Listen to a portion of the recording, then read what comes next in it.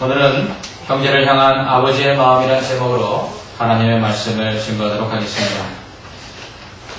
인생을 우리는 흔히 풀잎에 맺힌 이슬처럼 잠시 왔다 가는 덧없는 것으로 표현합니다. 인생에서 잡으려고 하는 것들도 연기 같다고 이야기합니다. 어떤 이는 그래서 인생을 물거품 같다고 말하기도 합니다. 한글을 제대로 깨우치지 못했던 홍영려 할머니는 70세의 독학으로 한글을 깨우치십니다. 그래서 80세 가슴이 하고 싶었던 이야기라는 제목으로 자서전적인 책을 내게 되는데요. 이 책에는 주로 자식에 대한 사랑과 염려의 마음을 담았는데 그 중에 인생이란 물거품이란 제목으로 시를 적어놓은 게 있는데 굉장히 인상적이라서 제가 한번 가져와 봤습니다. 인생이란 물거품, 청춘을 자랑하지 마라. 젊은 청춘 되돌아보니 꿈만 같고 허무하다. 어느새 남은 머리 백발이 되어 시계반을 가는 대로 힘은 줄어들고 허탈감에 죽을 날만 기다린다. 젊은 청춘들아 노인 보고 웃지 마라. 가는 세월을 그 누가 맞겠느냐. 인생은 돌고 도는 물레바퀴와 같다. 잠깐 새에 청춘은 간 곳이 없다. 누구나 검은 머리 백발이 되고 누구나 붉은 뺨에 검버섯 핀다. 잘나도 백발 오고 못나도 백발 온다. 노인들을 위로하고 불쌍히 여겨라. 노인들을 사랑하고 없이 여기지 마라. 인생이라는 것이 누군가 일장춘몽과 같다 하겠습니다. 나른한 봄날에 한바탕 꾼 꿈처럼 깨고 나면 허무한 것이 인생이 아닌가라고 이야기하죠. 그런데 이 인생을요, 그렇게 허무하고 물거품 같다는 것을 다 살아보고서야 아는 것이 인생이라는 게 참 안타까운 일입니다. 또한 인생이 그렇게 추구하고 그렇게 붙잡으려고 했던 것들이 한날 연기처럼 그렇게 헛되게 사라진다는 것도 가지고 있을 땐 모르고 잃어버리고 난 다음에야 깨닫는 것 또한 안타까운 일이 아닌지 모르겠습니다. 오늘 본문에 나오는 둘째 아들이 바로 인생이 일장춘몽임을 우리에게 알려주는 사람입니다. 모든 것을 다 잃은 후에야 인생에 붙잡으려고 하는 것이 헛되구나 하는 것들을 깨닫게 되는데 이를 통해서 우리에게 인생이 물거품과 같다는 것을 알려주고 있습니다. 잃어버리기 전까지는 모든 것이 다 잘 될 것 같고 장밋빛 인생 같습니다. 그러나 잃어버리고 나야 인생에서 가장 중요한 것이 무엇인지를 깨닫게 된다는 것이죠. 둘째 아들은 우리에게 인생이 무엇으로 인해 물거품과 같은지를 보여주고 있습니다. 또한 인생에서 가장 가치 있고 소중한 것이 무엇인가를 또한 우리에게 알려주고 있습니다. 먼저 이 비유를 통해서 둘째 아들이 우리에게 알려주는 것은 하나님을 떠난 인생이 물거품과 같다는 것을 보여주고 있습니다. 둘째 아들은 아버지에게 자기 몫의 재산을 또 유산을 상속해달라고 아버지에게 부탁을 합니다. 제 것을 다 챙겨가지고 이제 먼 나라로 떠나가게 됩니다. 여러분, 유대인의 사고방식으로는 이것을 이해할 수가 없는 것입니다. 왜냐하면 유산 상속은 아버지가 돌아가신 다음에 이루어지는 것입니다. 근데 아버지가 살아생 전에 유산을 달라고 하는 것은 무엇입니까? 아버지, 이제 아버지 돌아가실 때가 됐습니다. 아버지 필요 없습니다. 나는 아버지에게서 재산만 받으면 됩니다. 라는 것과 똑같다는 것입니다. 그러므로 유대인들에게서 오늘 이 이야기에 나오는 이 둘째 아들은 정말 자식도 아닌 것이죠. 그러나 아버지는 이 아들에게 유산을 미리 상속해 줍니다. 그래서 아버지의 그 모든 것을 가지고 이제 멀리 떠나가게 되는데요. 믿지 않는 사람들도 이와 같습니다. 믿지 않는 사람들도 하나님이 필요 없다고 생각합니다. 그래서 이 세상에 자신의 능력을 키우고 또 탄탄한 인간관계를 구축하고 넉넉한 물질을 가지고 그리고 높은 지위를 획득하면 그것이 행복할 것이라고 생각합니다. 그래서 하나님 없이도 잘 될 거라고 생각합니다. 아버지를 떠난 아들이 재물을 가지고 이제 자기의 인생이 장밋빛으로 변할 것이라고 생각한 것처럼 믿지 않는 많은 사람들이 하나님 없이 행복한 삶을 살 것이라고 착각한다는 것입니다. 그러나 그 모든 것을 잃고 난 다음에야 그것이 얼마나 잘못된 것인지를 깨닫게 되는 것이죠. 두 번째로 오늘 둘째 아들은 하나님으로부터 멀어지면 멀어질수록 인생이 얼마나 고통스러운가를 우리에게 보여주고 있습니다. 둘째 아들의 비극의 시작은 무엇입니까? 그것은 아버지를 떠난 것에서부터 시작되었다는 것입니다. 믿지 않는 사람들은 이와 같습니다. 하나님 간섭 없으면 얼마나 좋은가라고 생각합니다. 예수 믿는 것 얼마나 귀찮으냐라고 믿는 사람들에게 이야기합니다. 야, 교회 가니까 하지 마라 하라는 말이 얼마나 많으냐. 야, 교회 안 다니면 얼마나 인생 행복한 줄 알아? 마음껏 마실 수 있지, 마음껏 필 수 있지, 마음껏 내 마음대로 할 수 있으니 인생이 행복해. 그런데 뭐하러 하나님을 믿겠어? 라고 이야기합니다. 그러나 여러분, 하나님 앞에 처음으로 범죄했던 아담과 하와가 하나님으로부터 저주를 받는데 그 저주의 내용이 무엇입니까? 그것은 하나님으로부터 멀어지는 것이었습니다. 여러분, 하나님으로부터 멀어지면 행복할 것 같은데 하나님으로부터 멀어지면 멀어질수록 그것이 인생의 불행의 시작이라는 것입니다. 하나님 보호 아래 있을 때는 성이 필요 없었지만 범죄하여 쫓겨난 다음에는 성을 지어내야만 불안 속에서 편안한 잠을 잘 수가 있었습니다. 하나님 품 안에 있을 때는 서로를 사랑해서 내 살 중에 살이요 뼈 중에 뼈라고 얘기했지만 범죄한 이후에는 형제가 형제를 죽이고 또한 자신을 죽인 자를 저주하면서 자신이 또 다른 사람에게 죽임을 당할까 하나님으로부터 표를 달라고 보호해달라고 부탁하는 것이 이 인생입니다. 여러분, 믿지 않는 사람들도 이와 같습니다. 믿지 않는 사람들, 하나님을 등지고 떠나가서 자신이 원하는 것들을 마음대로 하며 자신의 야망과 또 쾌락을 즐기면 행복할 거라고 생각합니다. 그러나 여러분, 하나님 없이 사는 인생, 하나님 없는 시간만큼이 시간을 허비한다는 것을 우리는 기억해야 합니다. 또한 세 번째로 하나님을 기쁘시게 하는 것이 인생의 목적이다라는 것을 오늘 둘째 아들은 우리에게 가르쳐주고 있습니다. 둘째 아들은 자신의 재산을, 자신의 아버지께로부터 받은 재산을 다 탕진하고 이제 먹을 것도 없어지자 돼지를 치게 됩니다. 그런데 사람들이 돼지에게 주는 쥐염 열매도 그에게 주지 않았습니다. 그러자 그는 아버지에게로 돌아가야겠다고 생각합니다. 아버지 집에 돌아가면 아버지 집에는 종이라도 풍성한데 나는 이게 뭔가. 그래서 아버지 집으로 돌아가기로 마음을 먹습니다. 하지만 염치가 있잖아요. 아버지 집에 돌아가자니 아버지께 너무 죄송한 거죠. 그래서 생각합니다. 그래, 아버지에게 가서 나는 아들이라고 이야기하지 말고 그냥 품꾼으로, 종으로 그냥 그렇게 사용해달라고 아버지께 말해야 되겠다 하고 아버지께로 갑니다. 그런데 아버지는 어떻게 합니까? 자신의 재산을 다 탕진하고 돌아온 그 아들이 돌아온 것으로 인하여 기뻐합니다. 그리고 그를 위해서 오히려 잔치를 베풉니다. 여기서 하나님이 보여주시는 것이 무엇입니까? 바로 하나님이 정말로 기뻐하는 것은 우리가 하나님 앞에서 무엇인가를 행하여 하나님을 기쁘시게 하는 것이 아니라 우리의 존재 자체가 하나님의 기쁨이라는 것을 알려주고 있는 것입니다. 둘째 아들은 그것을 깨달았어요.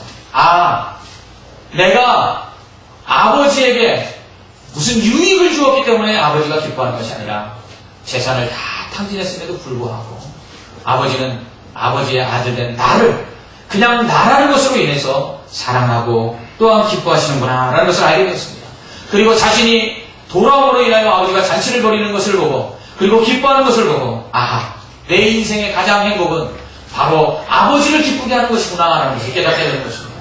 여러분, 소요리 문답에 사람의 제일 된 목적이 무엇이라고 이야기합니까? 하나님을 영원롭게 하고 영원토록 그를 즐거워하는 것이다 그렇게 말씀하고 있습니다. 우리의 인생이 정말로 보람되고 우리의 인생이 행복한 인생이 되려면 바로 하나님을 기쁘시게 해야 되는 줄 믿습니다. 그러기 위해서는 우리가 어떻게 해야 합니까? 믿음이 있어야 합니다. 히브리서 11장에 보면 믿음이 없이는 하나님을 기쁘시게 할 수 없다 그렇게 말씀합니다. 여러분, 주를 믿으십니까? 여러분의 믿음, 그 믿음 하나만으로도 여러분은 하나님을 능히 기쁘시게 하는 자임을 믿으시기 바랍니다. 그렇습니다. 하나님은 우리가 무엇을 잘해서 하나님 앞에서 무엇인가를 행할 수 있기 때문에 사랑하시는 것이 아니라 하나님은 단지 우리가 예수를 믿고 하나님의 자녀가 되었다는 사실 하나만으로 우리를 사랑하신다는 사실입니다. 이것처럼 둘째 아들은 그 인생이 얼마나 헛된 것인가를 우리에게 보여주었습니다. 아버지로부터 재산을 다 받아가지고 멀리 떠나 그것을 흥청망청 다 탕진한 후에야 아버지를 떠난 것이 불행하다라는 것을 알게 됩니다. 그리고 자신이 추구했던 그 행복이 참된 행복이 아님을 인생의 덧웃음을 깨닫고 집으로 돌아오게 됩니다. 먼저 말씀드린 것처럼 아버지의 아들이라 불림받기를 부끄러워해서 그가 아버지에게 그저 종으로라도 써달라고 집으로 돌아오게 됩니다. 여러분 생각해 보십시오. 이 아들의 모습이 어떠했겠나? 최소한 노숙자 못지않았지 않겠습니까? 그 옷은 다 헐고 더러워졌고 그 얼굴에는 그 알 수 없는 검은 때와 그런 것들로 인하여 그 얼굴을 보고 아들이라고 생각하기가 쉽지 않았을 것입니다. 멀리 갔기 때문에 돌아오느냐고 그 신발은 다 벗었을 것입니다. 그런데 그렇게 터벅터벅 아무런 소망도 없이 집으로 돌아오고 있는 그 아들을 보고 아버지는 거리가 먼데도 불구하고 아들인 줄 알아봤다는 것입니다. 그리고 그 아들이 멀리 있는데 아버지가 먼저 달려갑니다. 생각해 보십시오. 이 아들이 집으로 돌아오면서 아버지 저 왔어요 하고 왔겠습니까? 고개를 푹 숙이고 그가 집으로 돌아오는 길에 누군가 자기를 볼까봐 두려운 마음으로 아마 동네를 배회하다가 돌아왔을 수도 있습니다.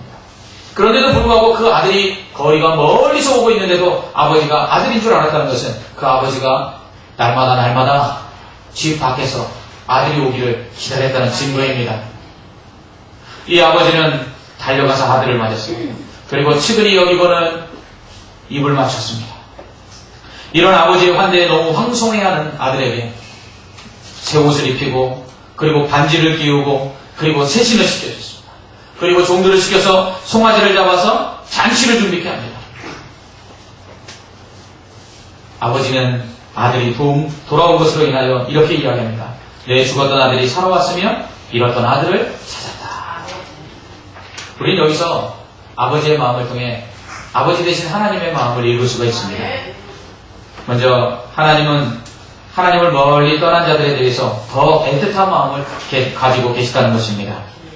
자식이 집을 나가면 부모의 마음도 집을 떠난다라는 말이 있습니다. 여러분, 자식이 집을 나간 다음에 엄마가 집안일이 손에 잡히지 않는 것을 볼 수 있습니다. 자식이 집을 나간 다음에 아버지가 바깥에서 일을 해도 일이 손에 잡히지 아니하고 자식이 어디 있나 걱정하게 됩니다. 그것처럼 하나님을 멀리 떠난 죄인들이 하나님을 떠나서 세상 가운데 방황하고 그리고 방탕한 생활을 할 때에 하나님께서는 잘됐다. 나를 떠났으니 한번 고통을 당해봐라. 절대로 그러시지 않는 것입니다. 불신자 중에 전도를 하면 이런 사람들이 있습니다. 나 같은 사람도 예수 믿고 천국 갈 수 있나요? 내가 너무 지은 죄가 많은데 내가 예수를 믿고 이 죄를 용서받고 천국 갈 수 있나요? 이렇게 이야기하는 분들이 계십니다. 또한 믿다가 이제 신앙생활을 오랜 동안 멈추고 교회를 나오지 않는 분들에게 교회를 나오라고 권면할 때에 나는 너무 멀리 왔어요 라고 말하는 분들이 있습니다. 그래서 돌아갈 수가 없어요 하는 분들이 있습니다. 그러나 염려하지 마십시오. 하나님으로부터 멀어졌다고 해서 하나님께로 돌아올 수 없는 것이 아닙니다. 하나님께로부터 멀어지면 멀어질수록 우리의 인생에 고난이 찾아오지만 그러나 아버지께로 돌아가는 데는 아무 문제가 없다는 것입니다. 왜냐하면 우리가 하나님께로부터 멀어지면 멀어질수록 하나님은 오히려 더 안타까운 마음으로 우리를 찾으시고 또한 우리를 기다리시는 아버지이신 줄 믿습니다. 둘째로 하나님은 우리가 하나님께 아무것도 한 것이 없어도 우리를 소중히 여기시는 아버지 되십니다. 둘째 아들은 아버지의 재산을 다 탕진하고 돌아왔어요. 그러니 아버지 입장에서는 손해를 끼친 아들이죠. 그러나 아버지는 둘째 아들이 돌아왔을 때 아무것도 묻지 않습니다. 네가 어디 갔다가 이렇게 됐느냐? 네가 가지고 간 재산은 다 어떻게 됐느냐? 아들에게 묻지 않습니다. 그냥 품어줍니다. 왜냐하면 잃어버린 재산보다 그 아들이 더 소중하기 때문입니다. 하나님께는 이와 같습니다. 우리가 하나님 앞에 범죄하였다 할지라도 그러나 여전히 우리는 하나님 앞에 소중한 줄 믿습니다. 한 영혼이 천하보다 귀하다고 성경은 말씀합니다. 누구든지 주님께로 돌아오기만 하면 하나님 그를 받아주십니다. 왜냐하면 귀하기 때문입니다. 세 번째로 하나님은 누구든지 회개하고 돌아오면 용서해 주시는 사랑이 많으신 하나님이십니다. 여러분, 하나님께 용서받지 못할 죄가 있나요? 없어요. 하나님께서 용서하지 못하시는 죄는 하나도 없다는 것입니다. 그러므로 우리가 하나님 앞에 나와서 우리의 죄를 고백하기만 하면 아무것도 묻지 않으시고 그저 용서해 주시는 그 하나님의 용서를 받을 수가 있는 줄 믿습니다. 이렇게 하나님께로 돌아오는 자를 하나님이 받아주시고 하나님이 용서해 주는데 조건이 없다는 것을 우리가 안다면 그러므로 주께로 돌아오지 못할 자가 없다는 것입니다. 이렇게 아버지께로 돌아온 둘째 아들로 인해 아버지는 죽었던 아들이 살았다고 말합니다. 잃어버린 아들이 다시 찾게 되었다라고 말합니다. 그리고 잔치를 베풀죠. 이 상황이 우리가 볼 때 얼마나 기쁘겠습니까? 여러분, 잃어버린 아들, 집 나간 아들 다시 돌아와 그 부모가 잔치를 베풀 때 이 부모의 심정이 얼마나 기쁘겠습니까? 그런데 이것을 탐탁치 않게 여기는 사람이 있었습니다. 그것은 바로 큰아들이었습니다. 큰아들은 그때까지도 아버지의 말씀에 따라서 반일을 하다가 이제 해가 지면 집으로 돌아오고 있었습니다. 그런데 집에서 잔치 소리가 들리는 것입니다. 동생이 집을 나간 이후로 집에서 웃음소리가 난 적이 없었습니다. 그렇지 않겠습니까? 아버지가 둘째 아들이 돌아올 때 집 밖에서 그 거리가 먼데도 달려가 그 아들을 맞이할 정도면 그 아버지의 날마다 생활은 무엇이었겠습니까? 집 밖에서 아들이 오기를 기다리는 것이 전부였을 것입니다. 그런 아버지가 잔치를 했겠습니까?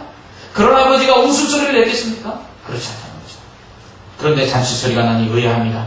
그래서 종을 부릅니다. 이게 무슨 소리냐? 그러니까 종이 말합니다. 당신의 집 나갔던 동생이 돌아오므로 당신의 아버지가 잔치를 베풀었습니다. 그럼 갑자기 화가 나기 시작했어요. 자신은 집을 나가지도 않았고 아버지의 재산을 축내지도 않았고 오히려 아버지의 말씀에 따라 여러 해 동안 밭에 나가서 일하는 그러한 소자였는데 자기를 위해서는 염소 새끼 한 마리도 주지 않아서 친구들과 나눠 잔치를 한 적이 없는 그런 삶을 살았는데 이제 동생이 그것도 아버지의 재산을 다 가져가서 창녀와 함께 다 써버리고 거지같이 돌아온 그 동생이 돌아오면 아버지가 잔치를 베풀었다는 것 이해할 수가 없었고 분노가 일기 시작했습니다. 충분히 그럴 수 있습니다. 저 같아도 그랬을 것 같아요. 저 같아도 큰아들의 입장에 오면 화가 났을 것이에요. 네. 그러나 오늘 이 이야기 속에서 예수님은 큰아들의 행동이 정당하다고 이야기하는 것 같지 않습니다. 오늘 이 비유의 말씀 속에서 동생이 돌아와 기뻐하며 아버지가 잔치하는 것으로 인해서 못마땅하는 큰아들에 대하여 옳다고 이야기하지 않습니다. 그 이유는 무엇일까요? 첫 번째로 큰아들은 아버지의 마음을 몰랐기 때문에 그렇습니다. 아버지의 사랑은요 조건이 없다는 것을 몰랐기 때문에 그렇습니다. 큰아들은 이렇게 이야기합니다. 아버지, 내가 여러 해 동안 아버지의 명을 따라서 내가 일을 하였지 않습니까? 그러므로 내가 아버지 앞에서 충성하였는데 아버지는 나를 위하여 염소 새끼 한 마리 주신 적이 없지 않습니까? 이렇게 이야기합니다. 많은 사람들이 그렇게 이야기합니다. 하나님을 기쁘시게 하기 위해서는 우리가 어떠한 하나님이 원하시는 선을 행하고 그리고 하나님이 기뻐하시는 일들을 행해야 하나님이 기뻐하신다고 생각합니다. 맞습니다. 하나님께서 우리가 하나님이 기뻐하시는 일들을 행할 때 하나님 기뻐하십니다. 그러나 하나님은 그러한 일들을 행하지 아니하여도 우리를 기뻐하신다는 사실을 기억해야 합니다. 이스라엘을 향하여 하나님께서 스가랴의 말씀에서 뭐라고 이야기합니까? 내가 너로 인하여 기쁨을 이기지 못하며 내가 잠잠히 너를 사랑한다라고 말씀하고 있습니다. 그것이 어떤 말씀입니까? 지금 하나님 앞에서 우상 숭배하여 범죄하여 바벨론으로 포로로 잡혀갔던 이스라엘을 향하여 그렇게 말씀하고 있는 것입니다. 하나님께서는 우리가 하나님 앞에 아무것도 해드린 것이 없어도 하나님의 자녀가 되어 예수를 믿는다는 사실 하나만으로 우리를 사랑하시는 줄 믿습니다. 이 비유에서 큰아들은 유대인을 가르칩니다. 유대인들은 율법을 행함으로 하나님을 기쁘시게 할 수 있다고 생각했어요. 그래서 오늘 큰아들이 말합니다. 아버지의 명을 따라 내가 순종했습니다. 그렇습니다. 율법을 따라 행함으로 하나님을 기쁘시게 할 수 있다고 생각했어요. 그러나 예수님 오늘 다르게 말씀합니다. 너희가 행함으로 하나님을 기쁘시게 할 수 있는 것보다 하나님이 더욱더 원하는 것은 바로 너희다라고 말합니다. 하나님의 사랑은 이처럼 주께로 돌아오기만 하면 예수를 믿기만 하면 그가 행한 모든 것이 죄라 할지라도 용서하시고 받아주시고 사랑하는 줄 믿습니다. 둘째로 큰아들이 아버지의 마음을 몰랐던 것은 아버지가 진정으로 원하는 것은 바로 형제가 서로 사랑하는 것이라는 것을 몰랐다는 것입니다. 여러분, 큰아들은 효자였습니다. 아버지의 말씀대로 여러 해 동안 아버지의 명령에 순종해서 살았습니다. 그런데 정말 그가 효자라면 오늘 잃어버렸던 아들, 죽었던 아들이 다시 돌아와 잔치를 베풀고 있는 이 아버지의 마음을 정말로 기쁘게 하는 것이 무엇인지를 알아야만 합니다. 그것은 무엇입니까? 잔치에 참여해서 같이 기뻐하는 것입니다. 둘째 아들, 곧 동생이 돌아왔을 때 이 죄인을 기뻐하는 그 아버지의 마음, 아버지의 모든 재산을 잃어버린 그 아들을 그럼에도 불구하고 자식이라고 품고 기뻐하고 잔치를 베푸는 그 아버지의 마음을 기쁘게 하기 위해서라도 자신이 그 동생을 껴안아주고 품어줘야 된다는 것을 이 사람이 몰랐다는 것입니다. 그러므로 오늘 말씀을 통해서 하나님을 모르는 사람들이 있다면 그 사람들이 하나님을 모르는 것이 얼마나 불행인지를 깨닫기를 소망합니다. 하나님을 멀리 떠나 세상의 것들을 즐기는 것이 행복인 줄 알지만 그것이 행복의 시작이 아니라 불행의 시작임을 깨닫기를 소망합니다. 모든 것을 다 잃어버리기 전에, 인생을 다 낭비하기 전에 이것을 깨닫고 주께로 돌아오기를 간절히 소망합니다. 구원받지 못한 인생만큼 물거품 같고 허무한 인생이 없음을 그들이 알기를 소망합니다. 그래서 하나님께로 돌아와 회개하고 예수 믿고 구원받기를 간절히 원합니다. 우리가 다음 주일이면 새생명 축제를 합니다. 이날에 정말 우리의 불신 가족들, 믿지 않는 이웃들이 그들의 인생에 하나님을 떠난 것이 얼마나 불행하고 그리고 얼마나 헛되다는 것을 깨닫고 주께로 돌아오기를 간절히 소망합니다. 그러기 위하여 우리가 그들을 찾아 나서기를 원합니다.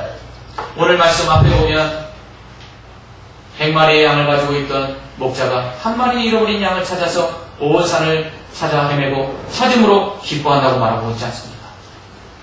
천국에서는 죄인 하나가 회개하고 돌아오면 잔치가 벌어진다고 예수님 말씀하셨습니다.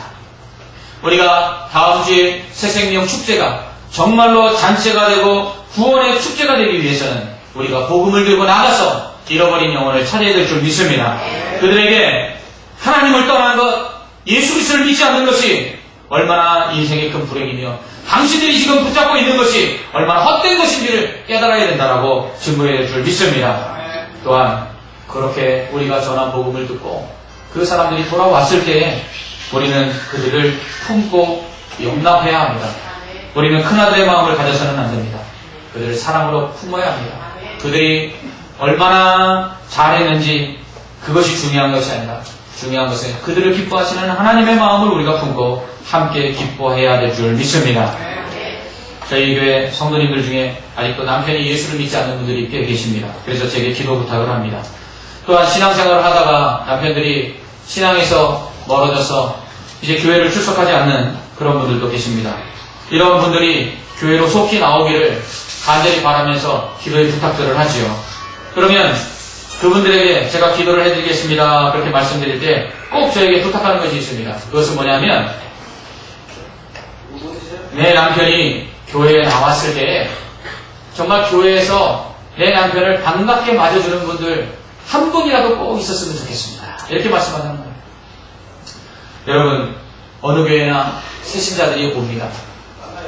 아무리 교회가 어렵고 문제가 있는 교회에도 새신자들이 옵니다. 더군다나 교회가 아름답게 성장해가는 교회는 새신자들로 넘쳐납니다.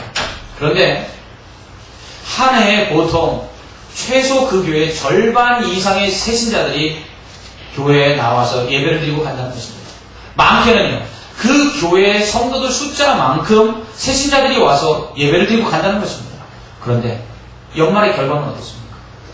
연말의 결과는요, 모였던 그 성도 숫자 그대로가 남아있다는 것입니다. 왜 그럴까요? 새로운 사람들이 오지만 결국은 그들이 믿음의 뿌리를 내리고 정착하지 못했다는 것입니다. 그 이유가 무엇입니까? 그 이유는 바로 큰 아들과 같이 이 교회 안에 남아있는 분들이 그들을 받아들이고 용납하고 그리고 그들을 사랑으로 맞이하지 못했기 때문이라는 것입니다. 여러분들이 우리 미국중앙교회에서 신앙생활하는 동안에 여러분 곁에 스쳐갔던 수많은 새신자들을 기억해 보십시오. 아마 얼굴도 기억하지 못하는 사람들이 더 많을 것입니다. 그 사람들이 이곳에 올 때는 어떤 마음으로 왔겠습니까? 당자의 심령으로 오지 않았겠습니까? 이 인생 가운데 붙잡고 있었던 것이 허무하고 주님을 멀리 떠났던 것들이 얼마나 헛된 인생인 줄 깨닫고 교회에 가면 내 인생을 다시 되찾을 줄 압니다. 교회에 오면 이 공허함을 채우지 않을까 하는 마음으로 교회에 왔을 텐데 여러분 그들에게 따뜻하게 손 한번 내밀은 적 있습니까? 여러분 그들에게 여러분 사랑으로 한번 껴안아 주신 적 있습니까? 이것이 우리 안에 없다면 결국은 수많은 사람들이 이 교회에 발걸음을 옮길 것이지만 그러나 집을 나갔던 탕자가 돌아왔다. 결국 큰 아들 때문에 집을 나가는 일이 생겨나는 일처럼 우리 교회 안에도 그런 일이 생기지 않을까라는 생각을 해보요. 사랑하는 성도 여러분, 저는 저희 교회 처음 부임했을 때 세 부류의 사람들이 있는 것을 보았습니다. 첫 번째, 사람들은 교회가 힘들고 어려울 때 교회를 지켰던 사람들입니다. 교회에 남아서 목사가 오기를 기도하고 그리고 또 새로운 목사와 함께 새로운 모습으로 교회가 성장하기를 꿈꾸던 그러한 분들이 계십니다. 두 번째 분들은 교회로 인한 또 목회자로 인하여 성도로 인하여 받은 상처가 너무 커서 일시적으로 다른 교회를 옮겼다가 그렇게 돌아오신 분들이 계십니다. 그리고 세 번째로는 아무리 힘들고 어려워도 하나님께서 새 생명을 보내주셔서 새롭게 교회에 등록하신 분들이 계셨습니다. 그분들 중에 목사가 새로 부임하고 제일 힘들어하는 분들이 계셨습니다. 다름 아니라 두 번째 부류의 분들이 있었습니다. 다른 교회에 가셨다가 다시 들어오신 분들. 그분들은 저에게 이렇게까지 이야기했습니다. 목사님, 제가 정말 있어야 될 곳에 있는지 확실히 들지 않습니다. 정말 제가 잘 돌아왔는지 그런 마음이 들지 않습니다. 그러면서 힘들어하시다. 저는 그런 분들에게 이렇게 말씀드렸습니다. 과거는 중요치 않습니다. 저에게 제가 부임할 때 계셨던 분들은 모두 다 동일한 미금중앙교회 성도들입니다. 그렇습니다. 새로운 사람들은 얼마든지 우리가 환영합니다. 왜냐하면 자식이 없다가 자녀가 없다가 아이를 가진 집에서 그것이 경사가 되듯 새로운 생명 하나가 들어오면 교회가 경사하는 것처럼 기뻐합니다.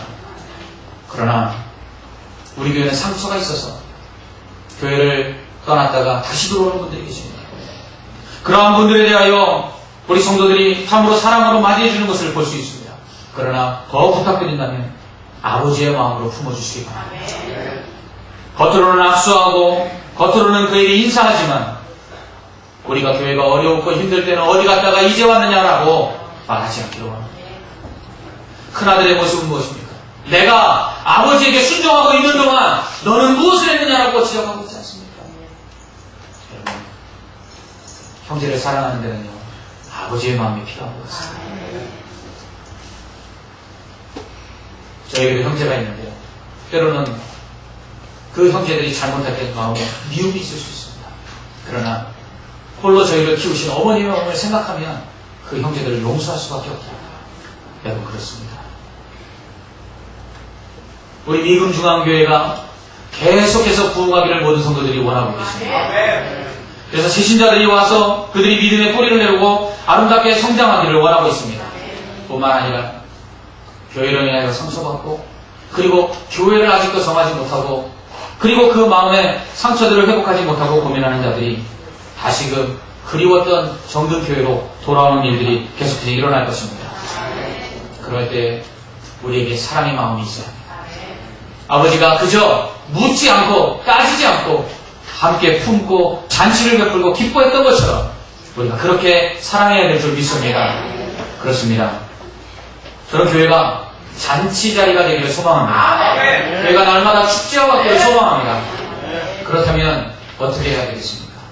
서로가 서로를 사랑하고 서로가 서로를 용납해야 될 줄 믿습니다. 여러분, 아무리 좋은 음식이 있어도 사람이 싫으면 그것은 좋은 음식이 아닙니다. 아무리 그 자리가 영광스러운 자리라도 좋아하는 사람과 함께 있지 않다면 그 자리는 불편한 자리가 될 수밖에 없다는 것입니다. 여러분, 다음 주에 우리는 새생명 축제를 합니다. 정말 축제가 되기를 소망합니다. 잔치가 되기를 소망합니다. 그렇다면 여러분, 어떻게 해야 되겠습니까? 음식을 장만하고 선물을 준비하는 것보다 더 중요한 것은 우리의 마음을 준비하는 것인 줄 믿습니다. 그래서 우리의 마음으로 우리 옆에 있는 바로 그거예요.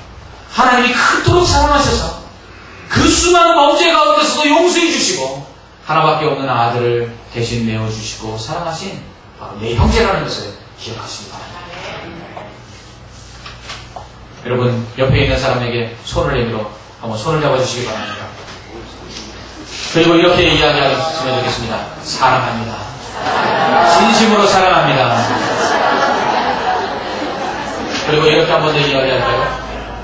내 옆에 있어서 감사합니다. 우리 인사하겠습니다. 내 옆에 있어서 감사합니다.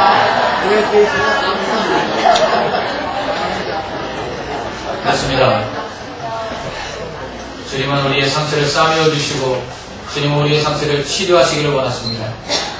그 상처와 그 아픔들을 싸매어 주시고 치료하시는 그 아버지의 마음을 우리가 갖고 우리도 용납하고 사랑하고 싸매어지고 치유함으로 우리 안에 날마다 주의 교회가 잔치와 또 축제가 되기를 간절히 소망합니다. 기도하겠습니다. 하나님 아버지 감사합니다. 이 세상 살아가는 인생들이 하나님 없이 사는 것이 불행이요 하나님을 멀리 떠나 사는 것이 저주이며 또 이 세상에 하나님 없이 붙잡고 살아가는 모든 것이 헛되다는 것을 깨닫게 하여 주시옵소서. 하나님 특별히 우리의 배신자들이 이것을 깨닫고 주님 전으로 나와 예수 믿고 구원받게 하여 주시옵소서. 하나님 6월 10일 새생명 축제일입니다. 하나님 이날에 정말 잃어버린 영혼들 하나님 또한 죽은 영혼들이 다시금 돌아와 구원 얻고 생명의 잔치가 베풀어지기를 소망합니다.